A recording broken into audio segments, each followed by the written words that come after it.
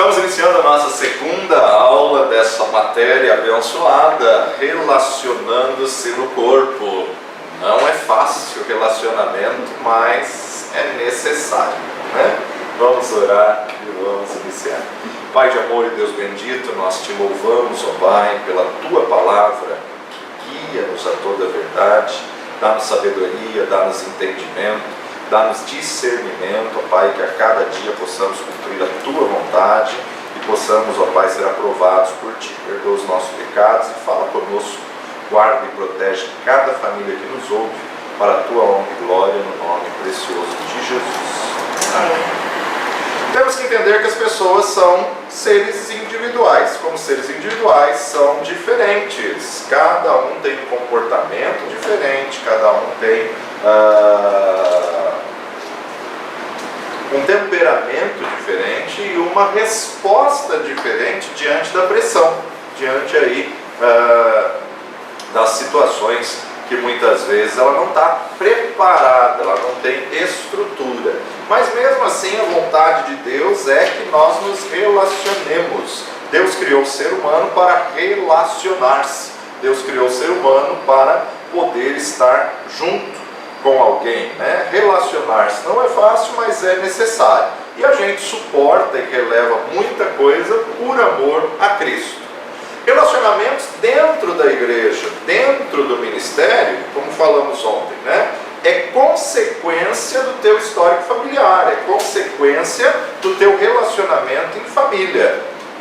A igreja ela não é um grupo de pessoas perfeitas, muito pelo contrário. São pessoas que reconhecem as suas falhas e suas fraquezas, um grupo de pessoas que estão em reforma, estão em construção, sendo moldados, trabalhados, alguns mais explosivos, outros mais passivos, alguns mais agressivos, outros mais omissos, mas é esse grupo de pessoas. A vontade de Deus na terra é a igreja, a vontade de Deus na terra é o corpo de Cristo, e como corpo de Cristo, nós temos que entender que somos a noiva do Cordeiro, a noiva do Cordeiro, o corpo de Cristo. Sendo um corpo, nós temos que entender que o corpo ele só tem sucesso se os órgãos estão em harmonia, se as células, se cada membro do corpo está em perfeita harmonia. Deus não vem buscar células soltas, Deus não vem buscar membros soltos, Deus não vem buscar um corpo dilacerado, mas Ele vem buscar a igreja, Ele vem buscar o corpo. E como Ele vem buscar o corpo, nós temos que fazer parte desse corpo, aonde nós falamos aí, numa das primeiras matérias, acerca do batismo no corpo.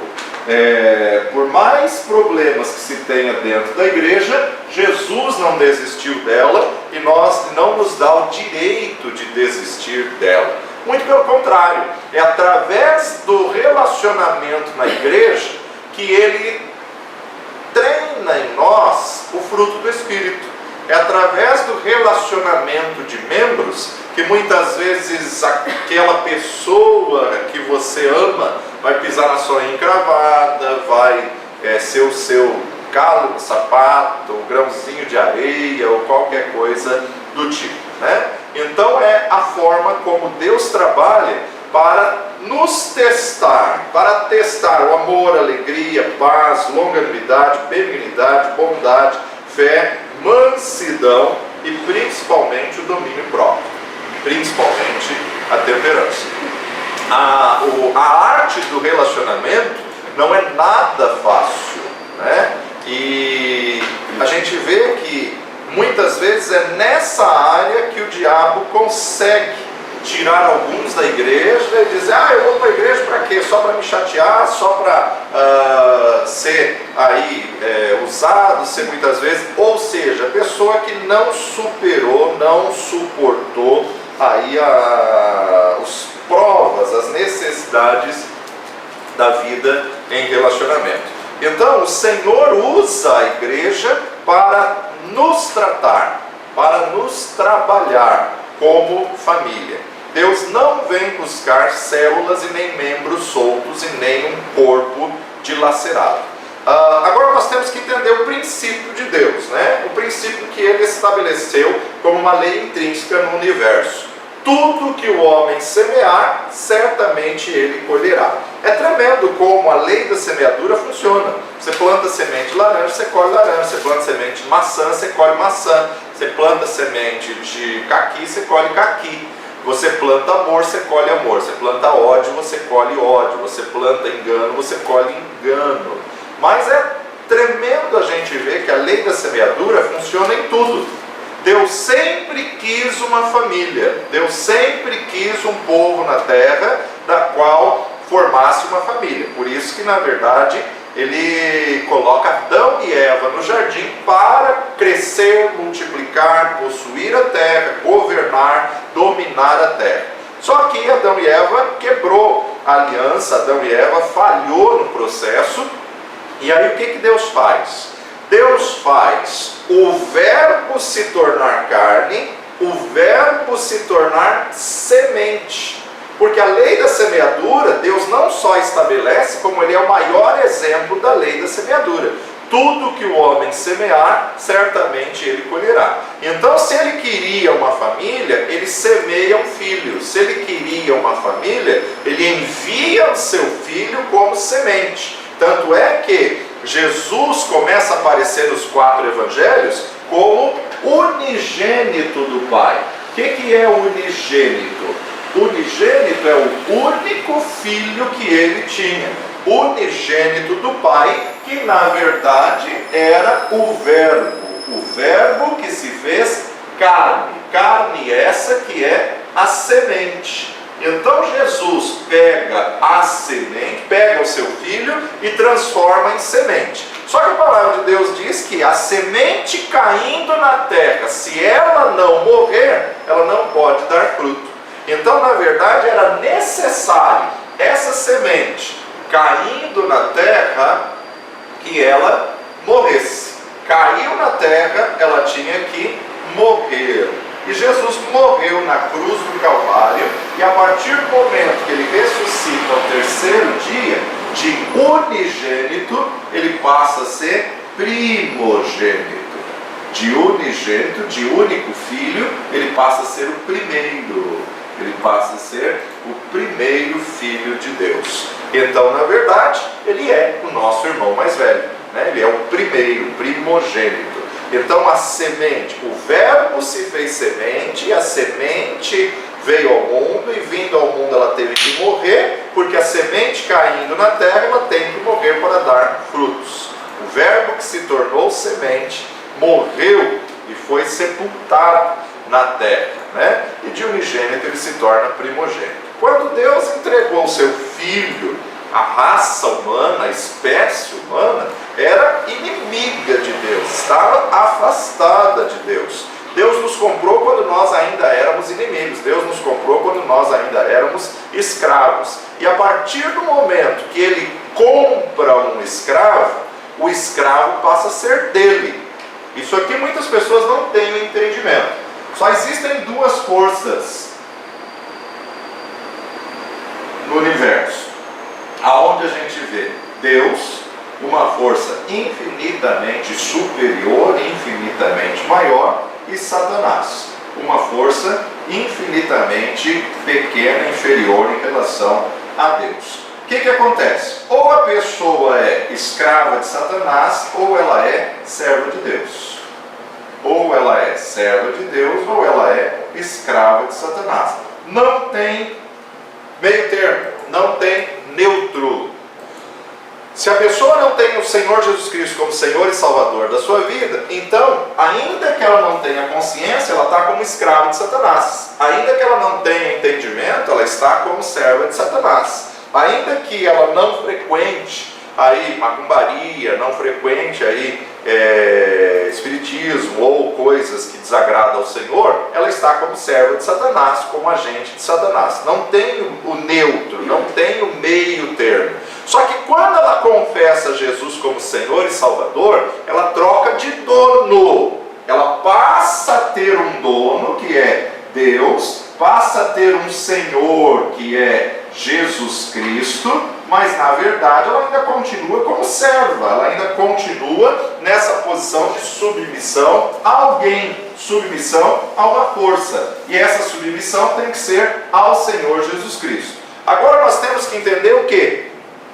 De escravo, de servo, ele nos faz filho, e de filho ele nos faz amigo. Então nós temos que entender que recebeu Jesus como Senhor e Salvador, Ele é o nosso Senhor. E se Ele é o nosso Senhor, nós temos que obedecer o que Ele manda, nós temos que obedecer o que Ele fala. Como Senhor, nós somos servos, e Ele é Senhor. Como Senhor, eu devo a Ele obediência, eu devo a Ele submissão. O próprio Senhor Jesus Cristo disse: por que me chamais Senhor, Senhor, e não fazeis o que eu vos mando? Por que me chamais Senhor, Senhor, e não fazeis o que eu vos digo, e não cumpris a minha vontade? Então, na verdade, nós temos que entender que, se temos Jesus como Senhor, nós somos servos. Só que, de servo, Deus te promoveu a filho. Quem? Deus te tirou da potestade das trevas e transportou para o reino do Filho do seu amor. De servo ele passou para filho, agora de filho ele chama de amigo. Falamos ontem que o servo trabalha por recompensa, o servo trabalha por salário, o servo trabalha por interesse, na verdade pessoal. O filho trabalha por herança. Herança, na verdade, é também o próprio interesse. Agora, o amigo, quando ajuda, quando trabalha e tudo mais, trabalha por amor. Então você tem um nível mais íntimo, mais próximo, quando na verdade você entra nessa posição. Agora, nós temos que entender aqui um princípio. Uma vez que Adão e Eva quebraram a aliança, eles contaminaram o sangue. Levítico 17 vai nos dizer que a vida da carne está no sangue. Se eles contaminaram o sangue, eles contaminaram o DNA. E uma vez que eles contaminaram o DNA, eles contaminaram o sêmen. Se eles contaminaram o sêmen, então a semente está corrompida. A semente foi contaminada. Uma vez que Adão e Eva pecou, a semente está corrompida, está contaminada, eles vão produzir segundo a sua espécie. Pecadores só vão gerar pecadores. Pecadores só vai produzir pecadores. Adão e Eva pecou, quebrou a aliança, e aí na verdade um pecou, quem? Adão, que tem o sêmen. Adão pecou e todos pecaram. Porque pecador só gera pecador, só pode gerar segundo a sua espécie. Por isso que Jesus não pôde vir do sêmen humano. Por isso que Jesus não pôde vir do relacionamento natural de marido e mulher. Por isso que Jesus não pôde vir da semente de Adão. Jesus é uma nova semente. Que semente é essa? A palavra. Jesus é a semente de Deus, é a palavra de Deus, é o verbo que se fez carne. É na verdade primeiro bebê de proveta, né? É a primeira inseminação artificial, onde você observa aí uma inseminação artificial de prova natural, né? Então, na verdade, você vê que é uma nova espécie. Como ele é uma nova espécie, ele não usou, não teve a semente de Adão. Então ele é o novo Adão, que a palavra de Deus vai dizer que ele é o último Adão. Por quê? Porque é uma nova espécie, é uma nova semente. A palavra de Deus, a semente, o verbo, foi depositado direto no ventre de Maria e ela gera uma nova espécie. Em tudo ele foi tentado, mas nunca cedeu à tentação. Em tudo ele foi tentado, mas em nada ele pecou. E aí ele é morto, ao terceiro dia ele ressuscita, e aí ele nos compra, né? Ele ressuscita e nos compra. Não com preço terreno, não com preço humano, mas ele nos compra com o seu próprio sangue. Sangue puro, sangue inocente, sangue único. Por isso que em nenhum outro há salvação dado entre os homens pelo qual devamos ser salvos. Por quê? Um pecador não pode resgatar pecadores. né? Um culpado não pode resgatar culpado. Mas um que veio a essa terra, se identificou com a mesma espécie, cumpriu a profecia, a primeira profecia de Deus, Gênesis 3,15. Da semente da mulher nascerá um que esmagará a cabeça da serpente. Claro que a gente sabe que a mulher não tem semente. O que Deus estava dizendo ali em Gênesis 3,15 é: a virgem conceberá e dará à luz a um filho. Não vai depender do sêmen do homem, não vai depender do sêmen adâmico. É a linhagem nova, da semente da mulher nascerá um que esmagará a cabeça da serpente. E aí então a gente vê que se cumpre a essência do plano de Deus para com a humanidade, apresentada pelo próprio Senhor Jesus Cristo em João capítulo 3, verso 16. Porque Deus amou o mundo de tal maneira que deu seu Filho unigênito, para que todo aquele que nele crê não pereça, mas tenha a vida eterna. Deus amou o mundo. E o verso 17 nos diz: porque Deus enviou o seu Filho ao mundo, não para que condenasse o mundo, mas para que o mundo fosse salvo por ele. Não para que condenasse o mundo, mas para que o mundo fosse salvo por ele. 1 Coríntios capítulo 6, verso 20. 1 Coríntios capítulo 6, verso 20. Porque fostes comprados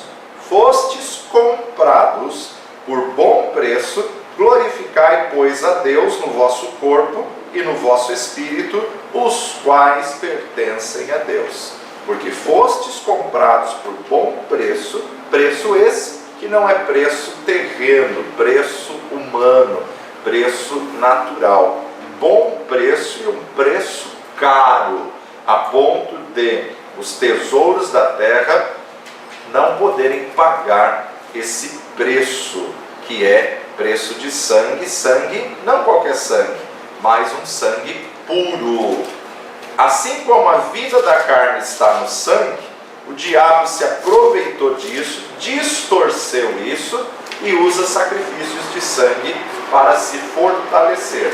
Usa sacrifícios de inocentes, usa sacrifícios de animais para se fortalecer. Por quê? Porque a vida da carne está no sangue através de um sangue puro, através de um sangue inocente. Então, na verdade, há uma comunicação nas regiões espirituais. Agora, 1 Pedro, primeira epístola de Pedro, e nós vamos estar lendo do 13 ao 20. Primeira epístola de Pedro, capítulo 1, 13 ao 20. Capítulo 1, 13 nos diz: exortação à santidade.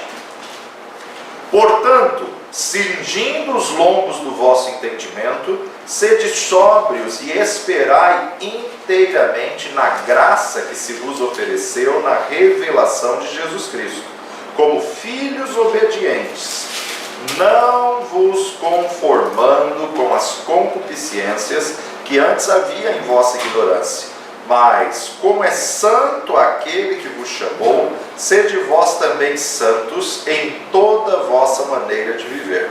Porquanto está escrito: sede santos, porque eu sou santo.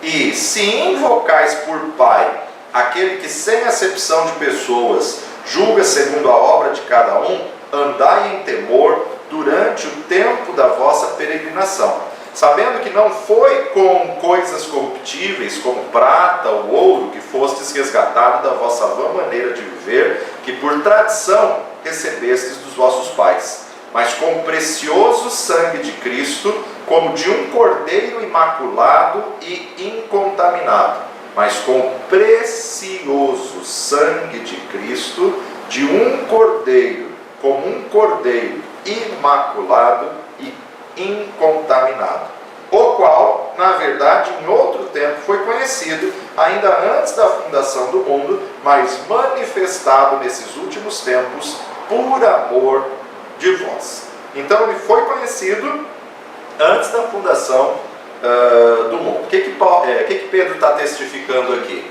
Jesus é eterno. Quem? O Cristo, né? Jesus é a forma humana, perdão, Cristo é eterno. Então o Verbo é eterno, o Verbo já estava com Deus, Cristo é eterno, Cristo já estava com Deus, a palavra é o verbo, a palavra é Logos, Logos é o Cristo.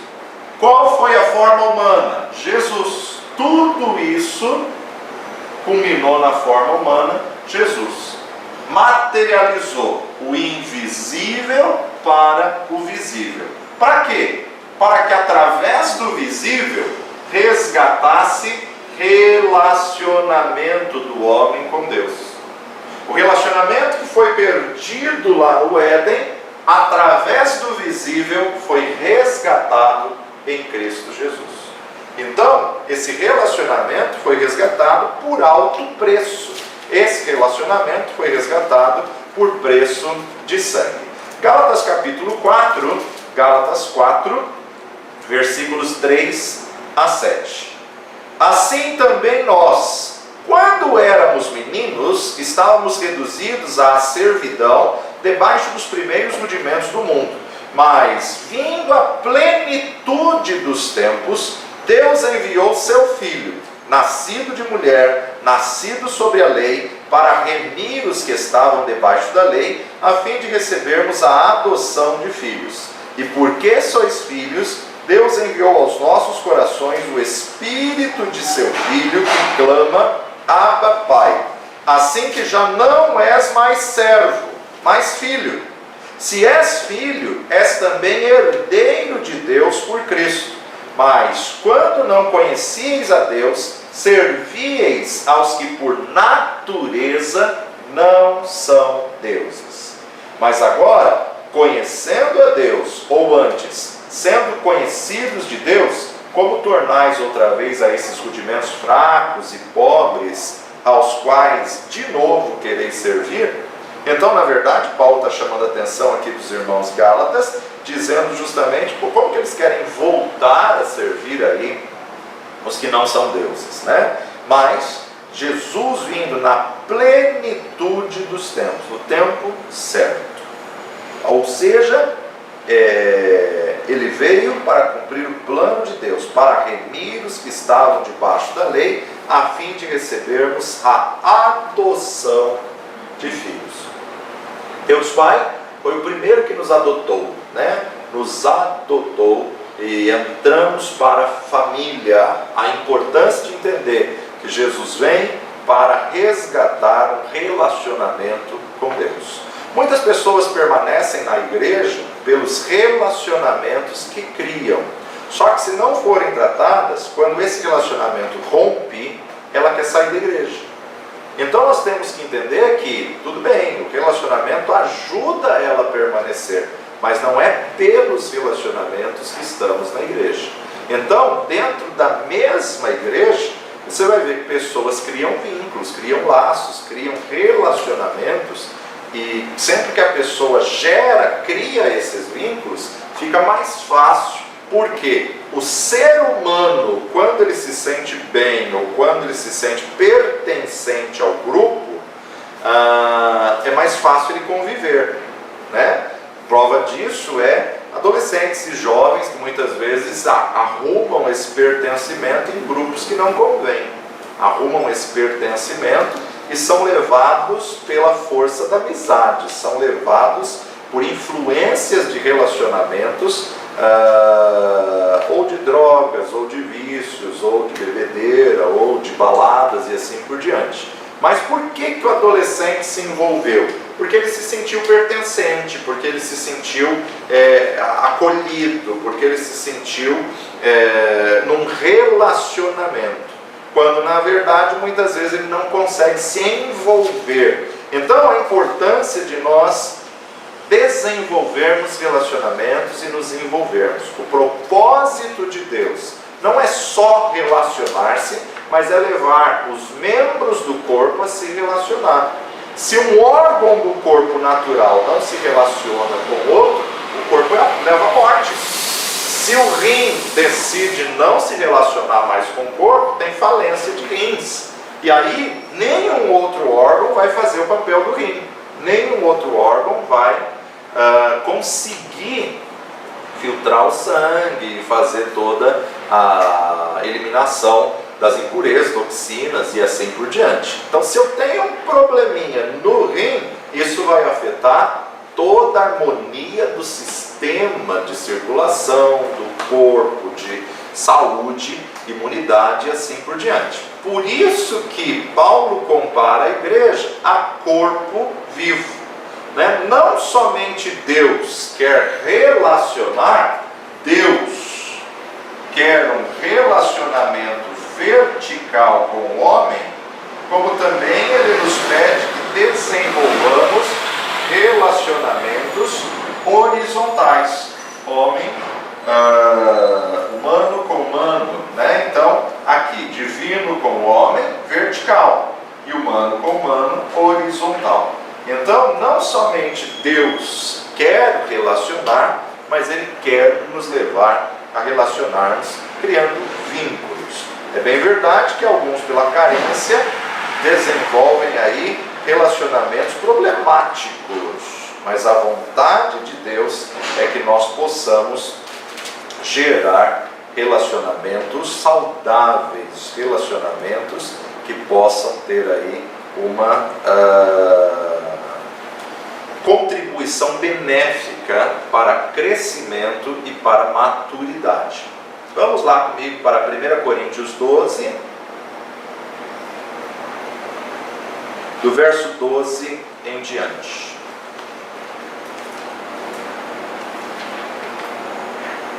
1 Coríntios 12, 12, a unidade dos membros do corpo.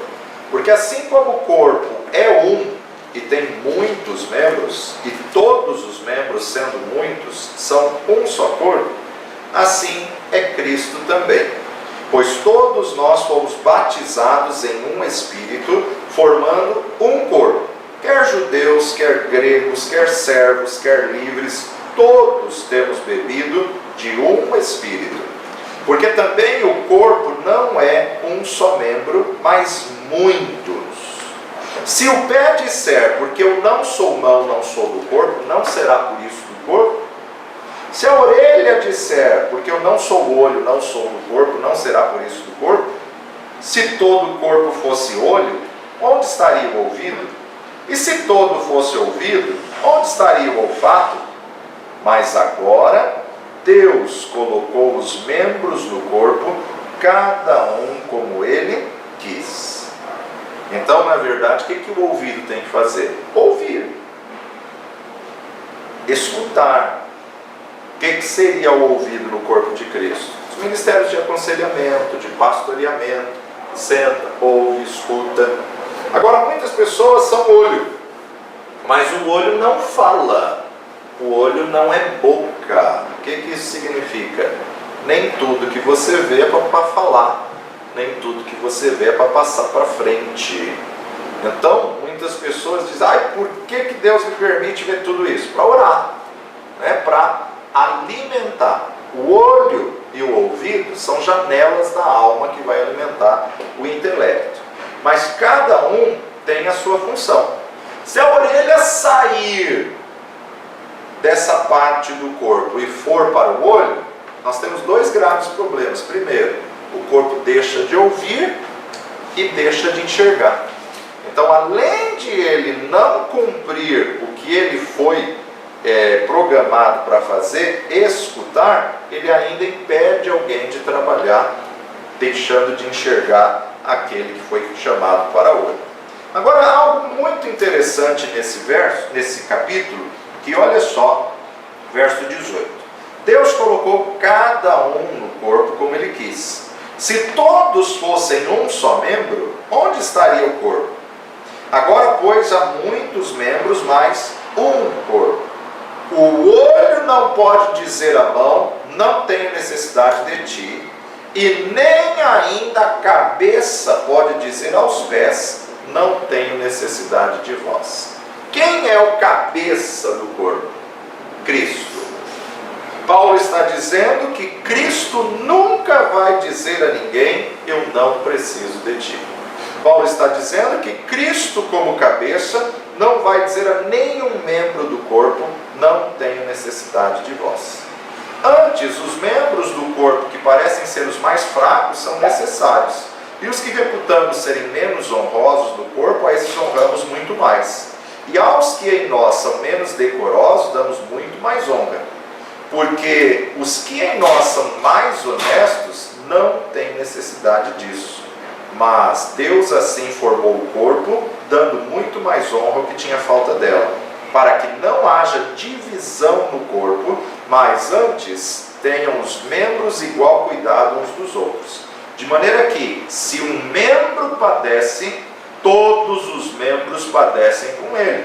E se um membro é honrado, todos os membros se regozijam com ele. Ora, vós sois o corpo de Cristo e seus membros em particular.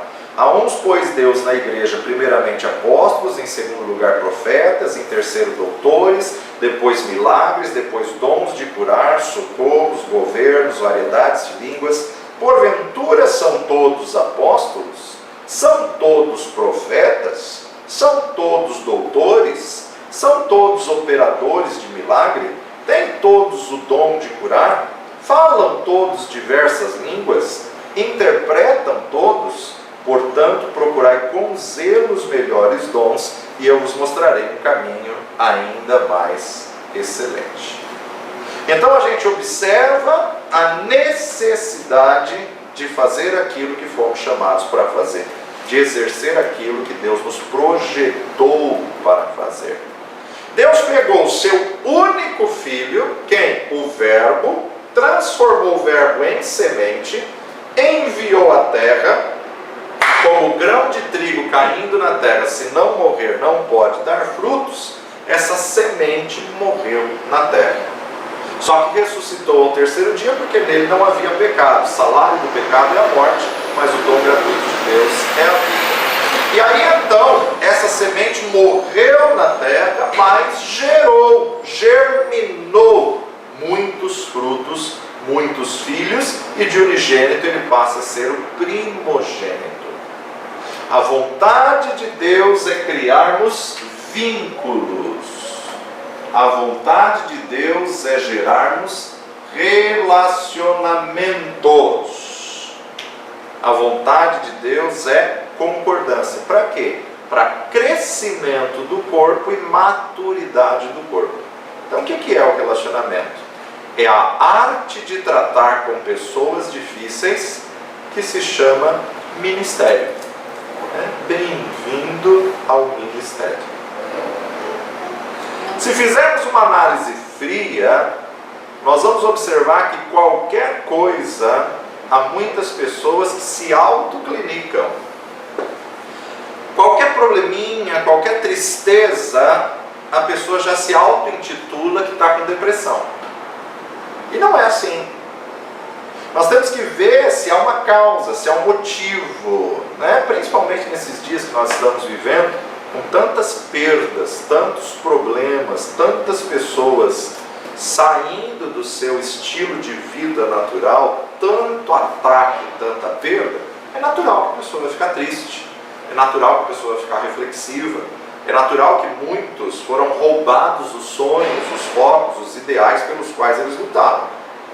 Mas nem tudo é uma depressão. Da mesma forma, o medo, né? Principalmente hoje em dia, diante de pandemia.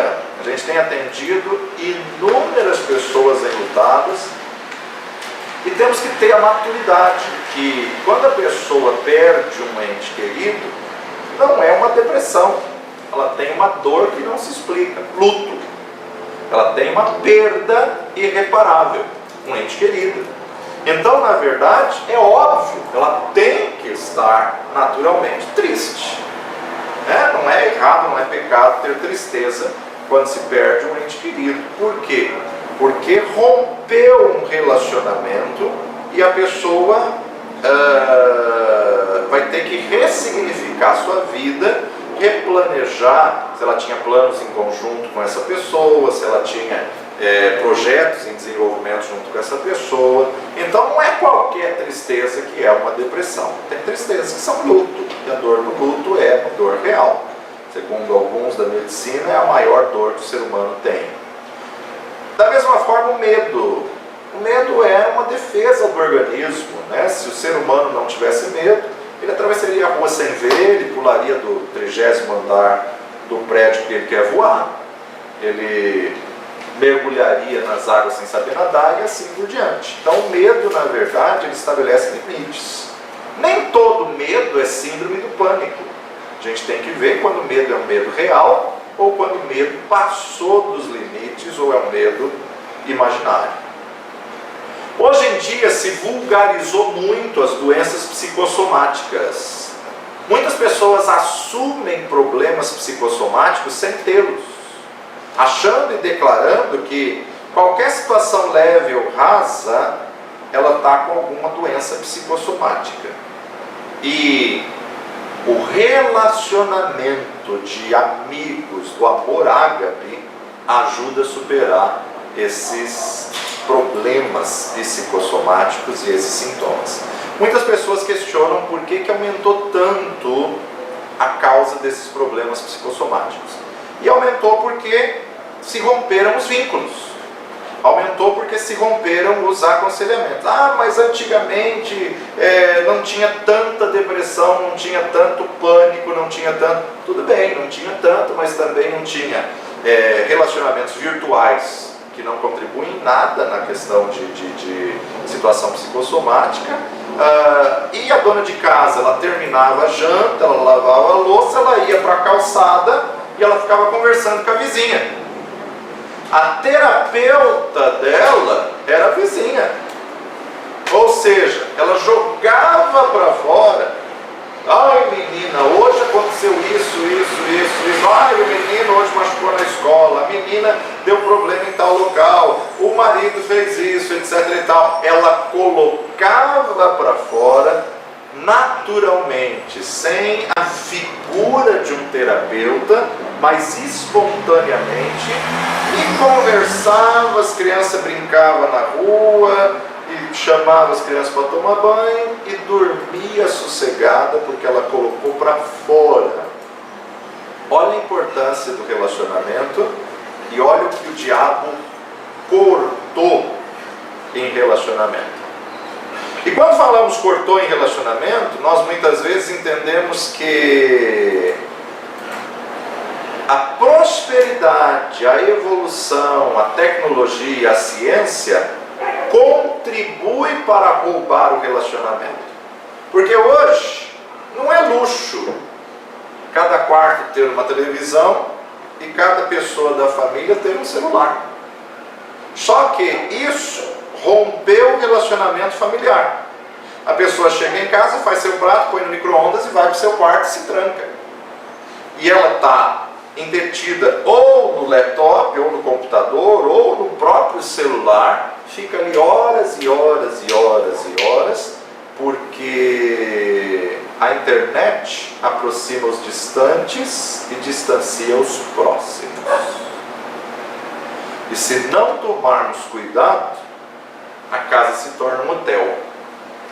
A pessoa vai para lá só para comer, dormir, mas dentro do quarto dela, porque ela não conhece nem os da própria família.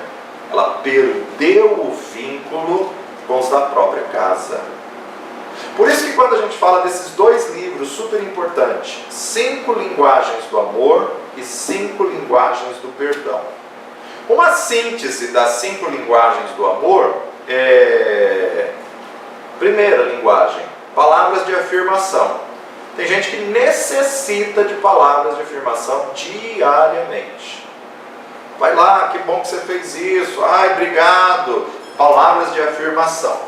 Segunda linguagem do amor, tempo de qualidade.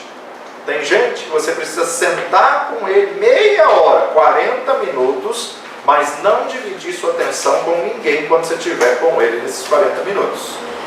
Tempo de qualidade. Mesmo que você tenha a capacidade de fazer 3, 4, 5 coisas ao mesmo tempo, que é natural das mulheres terem essa capacidade, porque enquanto põe a água para fazer o café, já está escolhendo feijão, já está preparando o arroz, já está lavando a louça, já está...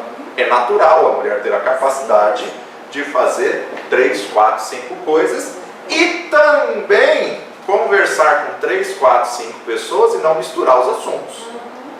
Então você vê que desenvolveu essa habilidade, desenvolveu essa capacidade. Só que a pessoa que tem a linguagem de amor, tempo de qualidade, se você dividir a atenção dela com outra pessoa, você não deu atenção para ela, você não a ama. Terceira, tem pessoas que necessitam do toque físico. Tem pessoas que necessitam de um abraço, de um aperto de mão, para dizer, eu estou contigo, pode contar comigo. E agora a gente vê um vírus, uma pandemia que você não pode tocar, que você não pode aproximar. Mas tem pessoas que necessitam do tato, do toque. Tem pessoas que necessitam, e quando você toca no braço e fala, ei, ela volta a si, ela cai na real. Quarta linguagem do amor, atos de serviço, ou seja, contribuir, dividir aí os afazeres, né, os atos de serviço. E a quinta linguagem do amor, que é a mais comum, presentes, né, receber e doar presentes. Nem tudo que se fala é interpretado do jeito que foi falado. Comunicação tem dois lados: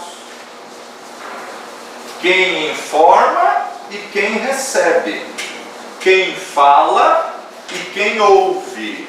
Agora, não basta apenas ouvir, tem que entender o que foi falado. Tem muitas pessoas que acham que Deus me chamou para pregar o Evangelho, eu vou falar, quem quiser ouvir que ouça. Não. Comunicação é uma via de mão dupla. Então, na verdade, eu passo uma informação e essa informação tem que ser recebida e compreendida. Porque tem muita gente que ouve, mas não entendeu o que foi falado. Há uma falha na comunicação.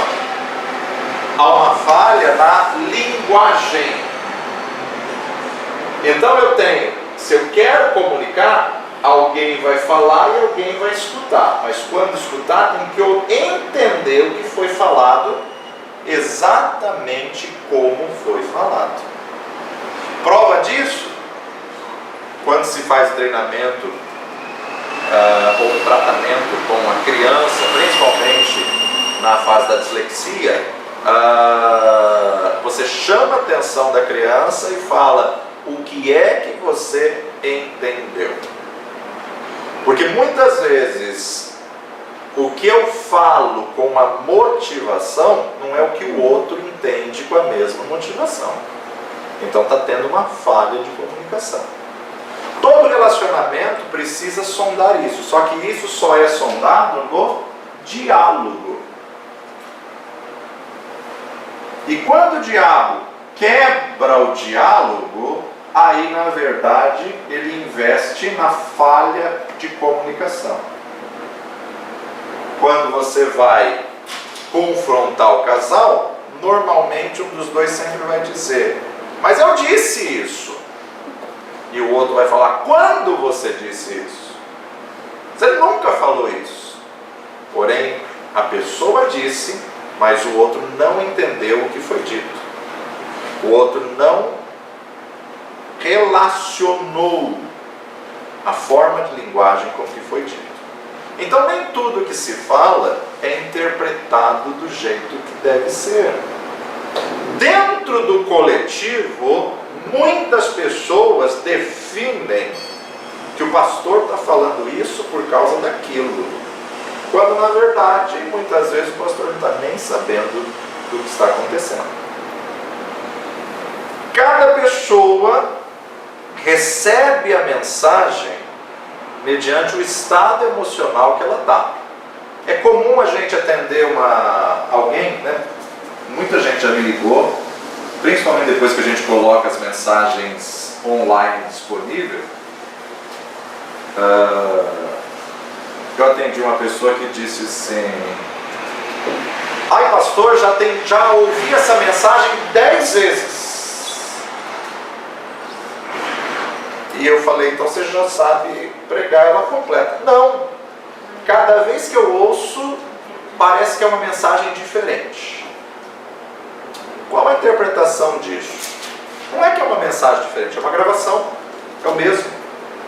Mas cada vez que a pessoa ouve, ela está num estado emocional diferente, que supre uma área distinta que ela não tinha observado na primeira vez.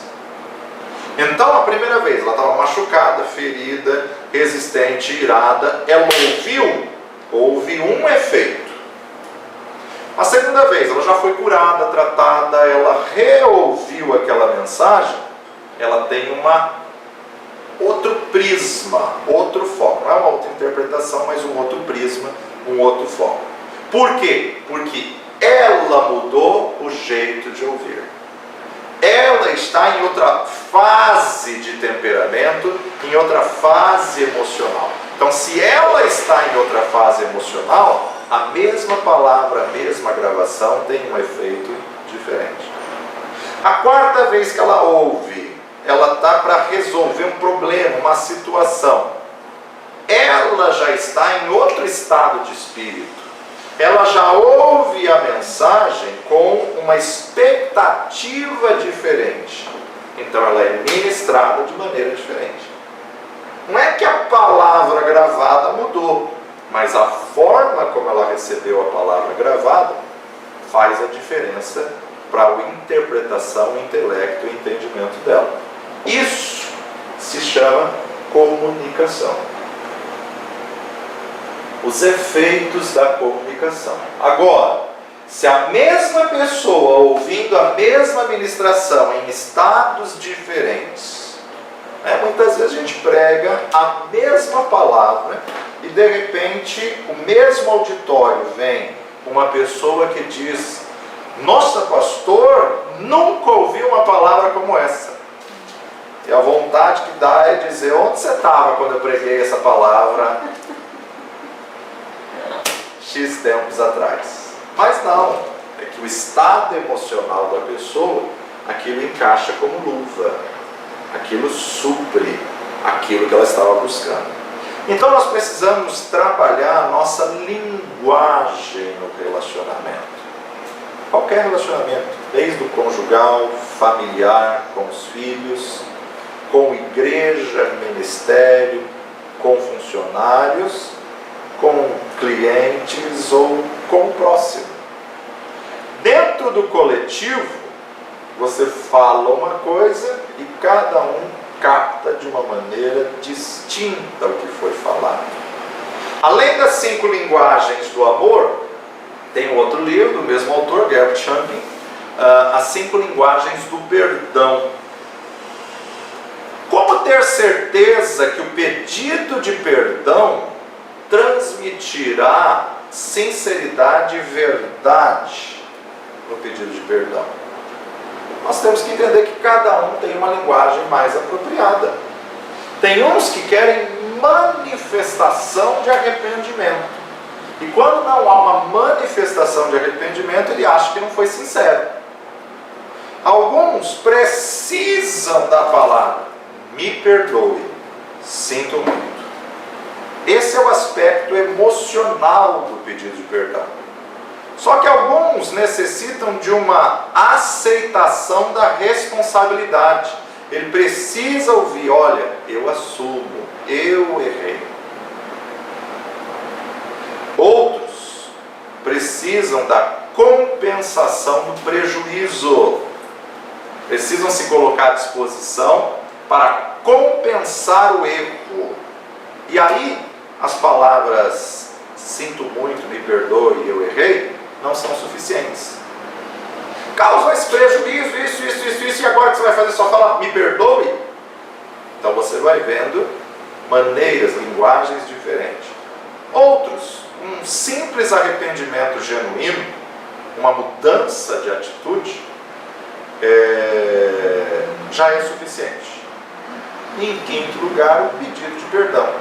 Falar indica que você deseja restaurar completamente o relacionamento e derrubar a barreira. Um grande CEO de uma grande multinacional, um CEO de uma empresa X, fez uma operação errada, uma negociação errada, e nisso trouxe um prejuízo absurdíssimo para a empresa. Essa matéria foi vinculada na Veja, na Suécia, essa matéria foi vinculada aí na internet. Trouxe um prejuízo absurdo e os funcionários todos ficaram naquela expectativa: vai ser mandado embora, vai ser mandado embora, porque era um homem de responsabilidade, era um homem de um cargo elevado, um CEO de uma grande multinacional, e o superior a ele entrou dentro da sala e se trancou e ficou horas e horas ali dentro daquela sala. Ninguém sabia o que aquele homem estava fazendo, mas ele era um homem muito rude, ele era um homem muito duro, e fica aquele burburinho na empresa, né? Vamos ver quando ele chamar o CEO o que vai acontecer. E ele chamou o CEO, depois de algumas horas trancado lá dentro, e o CEO muito preocupado, foi uma situação, uma fatalidade, fez uma operação que trouxe um prejuízo grande para a empresa.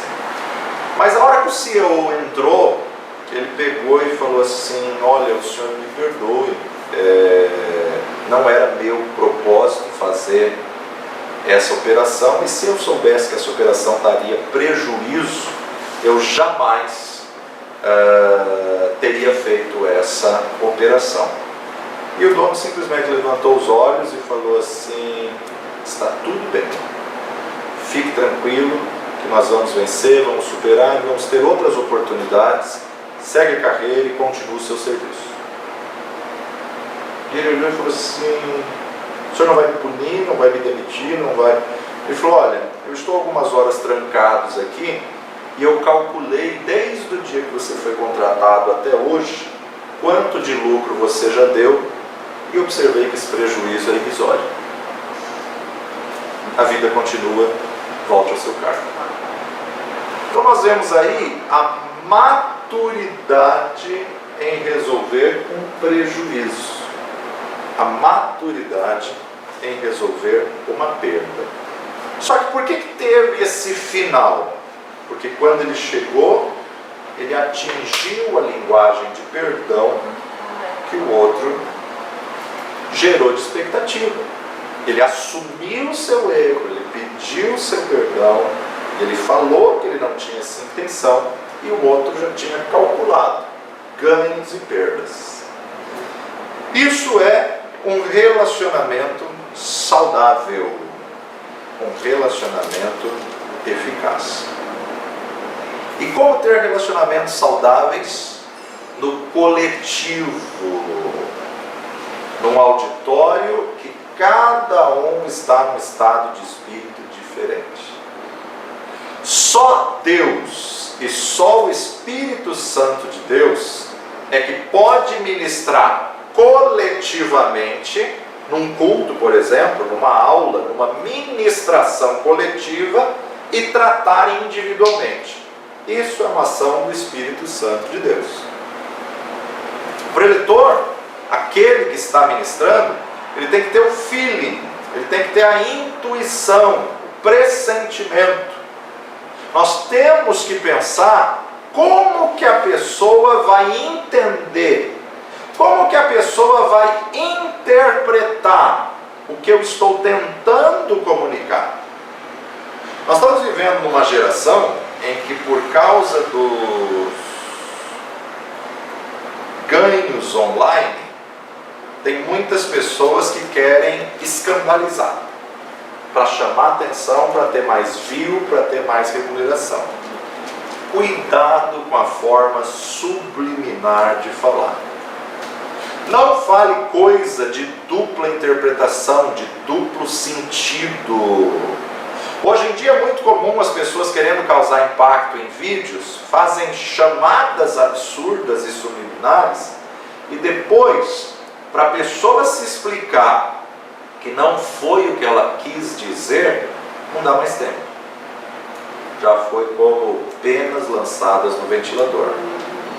Nós temos que pensar como é que as pessoas vão interpretar o que eu estou querendo falar. Tem muitas pessoas que, devido à carência, devido a todo o histórico de vida e a carência absurda que a pessoa tem, ela se torna possessiva. E quando você firma um relacionamento com ela, ela não quer permitir você ter mais amizade com ninguém. Isso é um relacionamento prejudicial. A pessoa que não aceita compartilhar tua amizade com outras pessoas, ela te sufoca. E se você não tomar cuidado, ela te manipula. Tem outras que, por causa da carência tão profunda que ela tem, quando alguém para e ouve ela com atenção, ela já acha que está apaixonada por ela. É comum esse tipo de pessoa se tornar manipuladora. Agora, todo manipulador procura um acabe para ser omisso. Toda manipulação tem um princípio de Jezabel. Então, é você que decide se vai deixar ser manipulado ou não. Nós não podemos alimentar a manipulação de um manipulador. Porque senão, o manipulador se torna possessivo. E aí não quer te dividir com ninguém.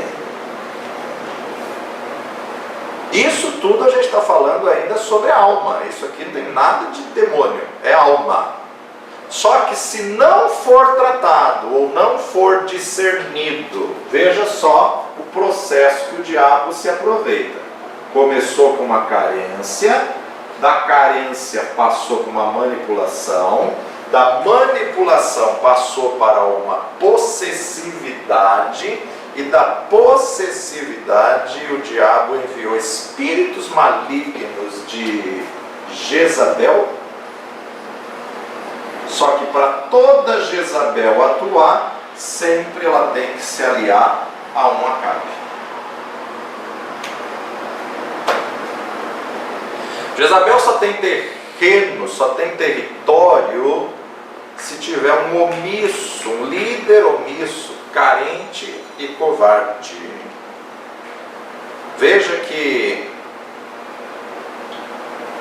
quem era o rei era Acabe, mas carente, covarde, mimoso, manhoso. Deixou Jezabel resolver do jeito dela, possessivo e manipulador, foi o que fez um grande caos na nação de Israel. Então nós temos que identificar, temos que discernir. Às vezes não precisa romper esse relacionamento. Se você souber como ponderar e estabelecer limite, não chega nesse nível possessivo. Não autoriza esse espírito de Jezabel de entrar nesse relacionamento. Só que às vezes não tem jeito. Tem que romper, porque é um relacionamento que sufoca e se torna prejudicial. João capítulo 10. Embora esteja sendo dito num contexto de Jesus como pastor, nós temos que entender que ele é o cabeça e nós somos membros desse corpo. João capítulo 10, vamos direto para o versículo 9. Eu sou a porta. A porta. Porta é o quê? Local de entrada e saída. Passagem.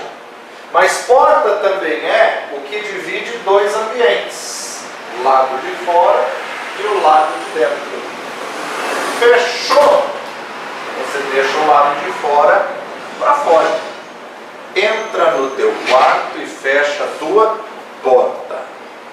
Então a porta, na verdade, é o local de entrada, é o que você permite entrar e o que você permite sair. Só que no contexto que Jesus está dizendo, ele é a única porta. Eu sou a, artigo pessoal definido único, a única porta. Se alguém entrar por mim, salvar-se-á, e entrará, e sairá, e achará pastagens. O ladrão não vem senão a roubar, a matar e a destruir. Eu vim para que tenham vida e a tenham com abundância. O que Jesus tem para nós é vida abundante. E a vida abundante é no espírito, na alma e no corpo. Eu sou o bom pastor, e o bom pastor dá a sua vida. Ele é a única porta de entrada nos céus.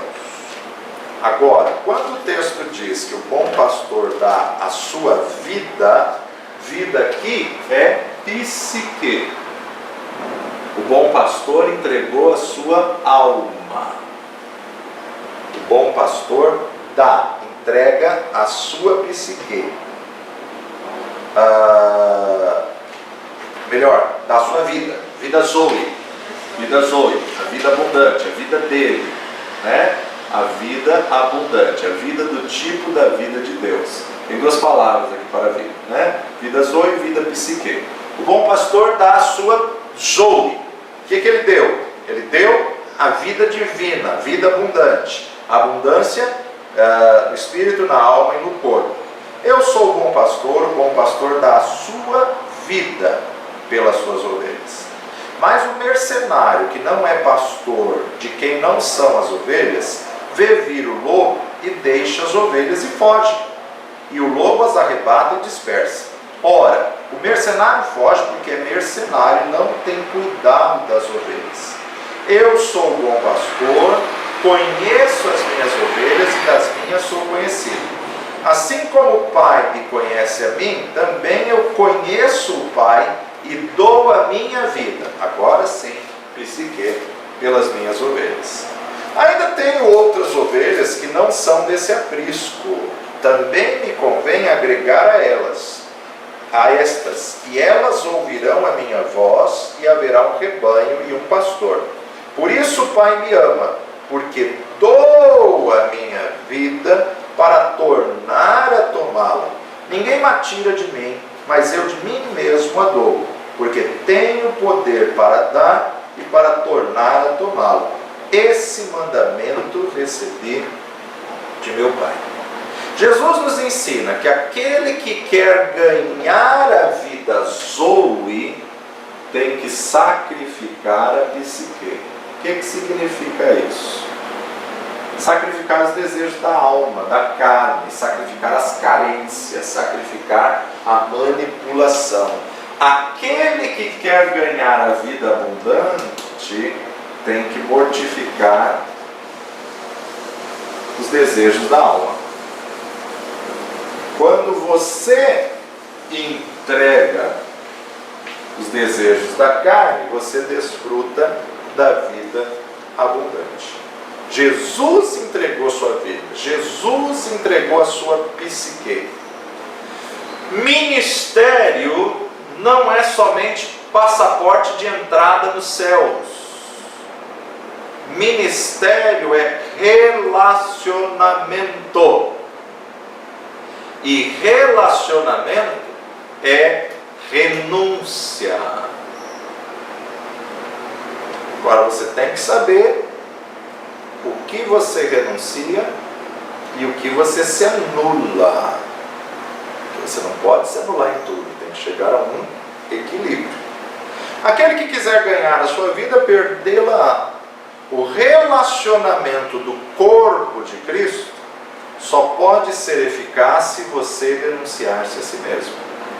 Deus quer agir na terra, mas para que Ele possa agir na terra, Ele precisa de um humano que esteja alinhado com Ele e que faça o que Ele quer. Ele precisa de um humano que possa dar ouvidos ao que Ele tem a falar e viver o milagre do Senhor. Que nós possamos discernir o que Ele quer fazer através de nós e cumprir esse nosso propósito de vida para ter a vida abundante que só Ele pode dar.